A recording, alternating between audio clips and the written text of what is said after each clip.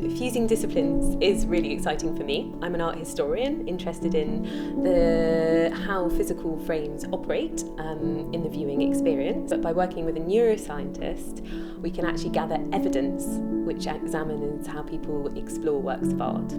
I would love for curators of museums and galleries to engage with our research and maybe think about how, as a result of understanding more about how people look, think about how they hang works of art in relation to other parts of the collection if it's a mixed collection. And hopefully the benefit will be a better experience for visitors to museums and galleries.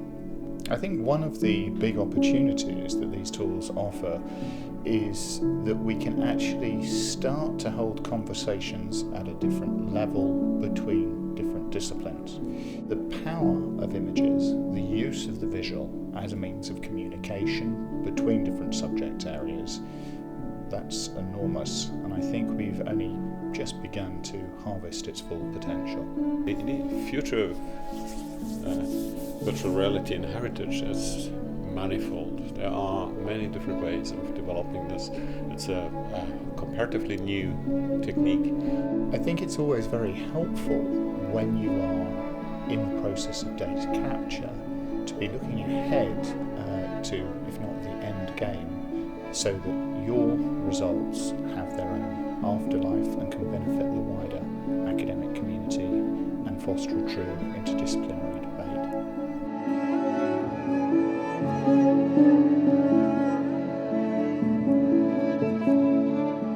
These tools offer a huge potential for future researchers. We can record standing structures, archaeological sites as they are now. All of this data can be combined into online databases, onto digital repositories, providing a data set, a data repository which can be drawn on by other people. They don't necessarily need to be within Italy or within the site. So there's a huge amount of data which can be looked at in the future as well. Several issues in terms of the practical aspects of using this type of data, in terms of the size of data sets, in terms of the proprietary data sets, in terms of the accessibility of these data sets. But I think as data sets get more accessible, we'll be able to overcome some of these issues. All of these tools are crossing disciplinary boundaries. Archaeology borrows extensively from many disciplines, and I think it always has done. And as we see some of the developments in, amongst other things, architectural practice, computing science as applied to architectural practice, environmental science with regards to visualizing data too, we can see new ways that we can actually manipulate, approach, and articulate really our research findings.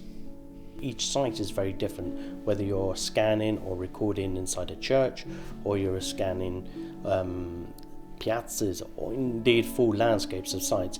The methodologies used have to be very adaptive to those sort of situations as well. The use of geophysical techniques provide important support to the archaeological research.